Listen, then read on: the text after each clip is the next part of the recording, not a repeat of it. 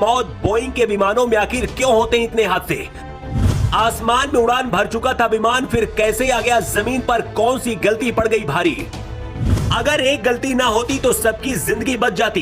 क्या जानबूझकर सभी यात्रियों को मरने के लिए छोड़ दिया गया?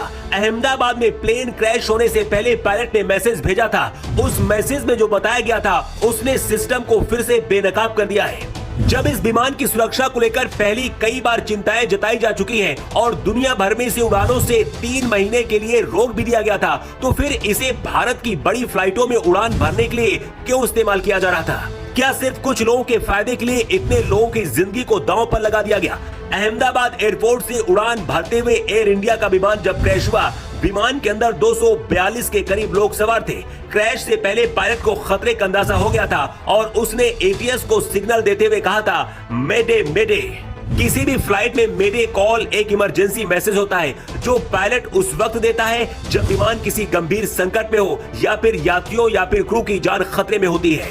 जैसे विमान का इंजन फेल हो जाना, विमान में आग लग जाए, हवा में टकराने का खतरा हो या फिर हाईजैक हो जाए प्लेन, तो ऐसी स्थिति में पायलट ये सिग्नल एटीएस को भेजता है। लेकिन एटीएस सिग्नल मिलने के बाद भी कोई मदद नहीं कर पाया।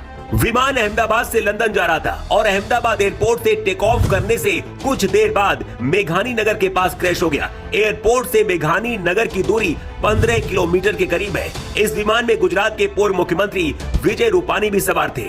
एयर इंडिया का ये प्लेन डॉक्टरों के हॉस्टल पर जा गिरा और फंस गया। तस्वीर में भी आप इसे देख सकते हैं कि कैसे अस्पताल की बिल्डिंग में ये प्लेन फंसा हुआ है। सिर्फ 8 मिनट के अंदर प्लेन कैसे राख में बदल गया, उसकी पूरी कहानी पहले आपको बताते हैं।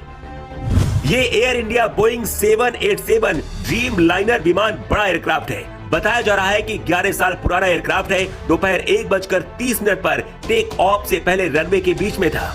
सैटेलाइट इमेज देखने के बाद पता चलता है कि 1:38 पर यह प्लेन रनवे के आखिरी हिस्से पर था। प्लेन टेक ऑफ कर चुका था। प्लेन एयरपोर्ट से करीब 400 फीट ऊपर तक उड़ा। करीब 8 मिनट तक प्लेन का सिग्नल एक्टिव रहा और 1:40 पर प्लेन क्रैश हो गया। एयर इंडिया का जो विमान क्रैश हुआ है 2020 से 2022 के बीच बोइंग 7878 की मैन्युफैक्चरिंग क्वालिटी पर सवाल उठ चुके हैं। विमान की चौड़ी बॉडी को कई हिस्सों में बनाकर जोड़ा जाता है। इस दौरान रिपोर्ट्स में खुलासा हुआ कि कुछ विमानों में बॉडी के जोड़ ढीले हैं, उनके पैनल्स के बीच गैप रह गए थे और कार्बन फाइबर हिस्से ठीक से फिट नहीं हुए थे। इसके बाद FAA को भी कई बार दखल देना पड़ा और बोइंग को अस्थायी रूप से डिलीवरी रोकनी पड़ी थी। अप्रैल 2024 में बोइंग के एक वरिष्ठ इंजीनियर ने न्यूयॉर्क टाइम्स को दिए गए अपने एक इंटरव्यू में दावा किया था कि ड्रीम लाइनर की बॉडी के कई हिस्से हवा में टूट सकते हैं क्योंकि उन्हें जोड़ने की प्रक्रिया